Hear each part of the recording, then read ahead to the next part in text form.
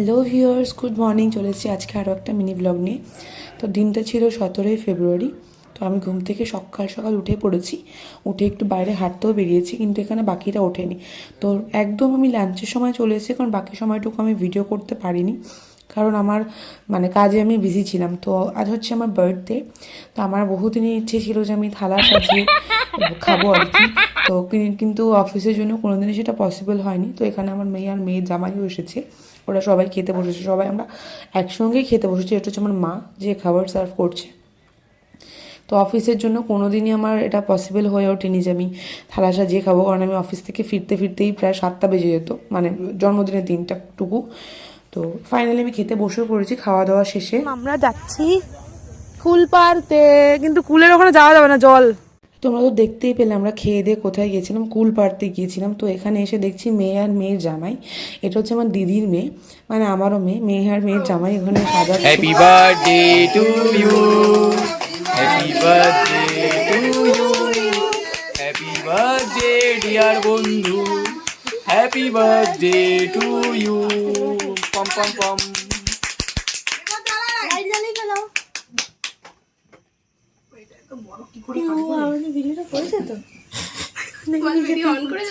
Video on করেছিস তো বন্ধু?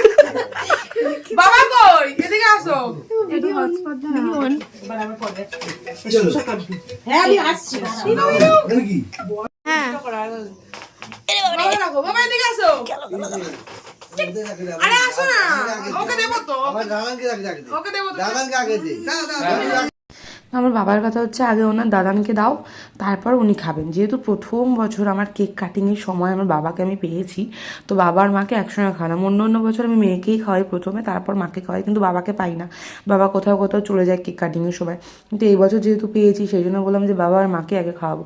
যাই হোক, কেকটা কেমন হয়েছে তোমরা একটু বলো কমেন্টে। কেকটা দেখতে যতটা সুন্দর, খেতে ততটাই বাজে, একদম বেকার এসছে।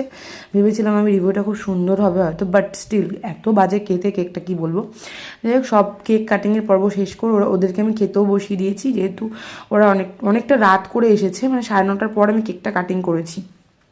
আবার ওরা খেয়ে দিয়ে বাড়িতেও যাবে, সকালে আবার অফিসও রয়েছে, সেই কারণে ওদেরকে খেতে বসিয়ে দিচ্ছে। ও ভিডিওটা করছে, তার কারণ আমার ফোনটা আমার মেয়ে নিয়ে বসে রয়েছে, আর আমি ভিডিওটা করতে পারিনি।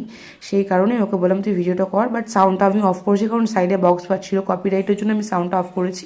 এই হচ্ছে গুড্ডু রানী, আর তার পাশেই রয়েছি আমি বসে। এদের খাওয়া দাওয়া কমপ্লিট হলে বাকিদেরকে বসাবো, বাকিদেরকে বসে আমরা খাবো।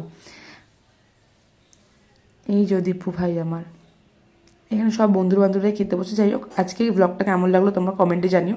দেখা